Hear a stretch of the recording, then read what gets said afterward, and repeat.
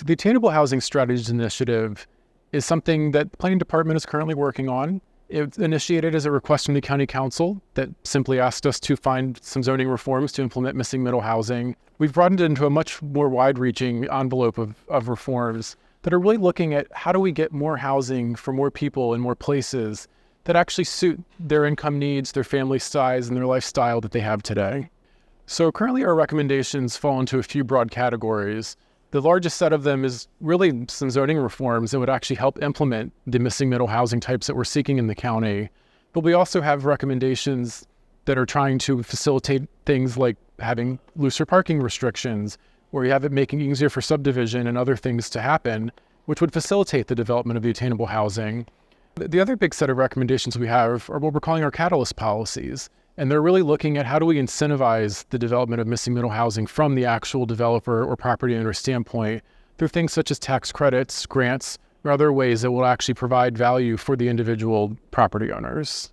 So we envision attainable housing as three sort of development scales. The small scale is what we kind of call the house size scale, or really what is the missing middle scale.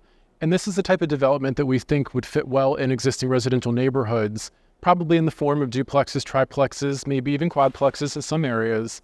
And they would be developed to have the exact same development standards of a detached house. We wouldn't be altering any of the setbacks or height or lot coverage. And so the hope would be that from the street, you wouldn't be able to distinguish one of these missing middle products from an existing single-family detached house. So medium-scale development we see as being a new development option that would be applicable in some of our residential zones, particularly along the growth corridors that were identified in the general plan, and would allow for the development of some of the missing middle housing types, such as our duplexes and triplexes, but also looking at some larger developments, such as some townhouses or even very small apartment buildings.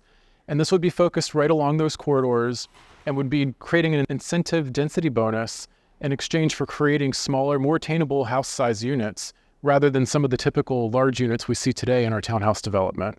So large scale is really acknowledging that creating more housing and more attainable housing doesn't just stop with these simple zoning reforms to create small and medium scale, but that we need to find a place for more housing for everybody.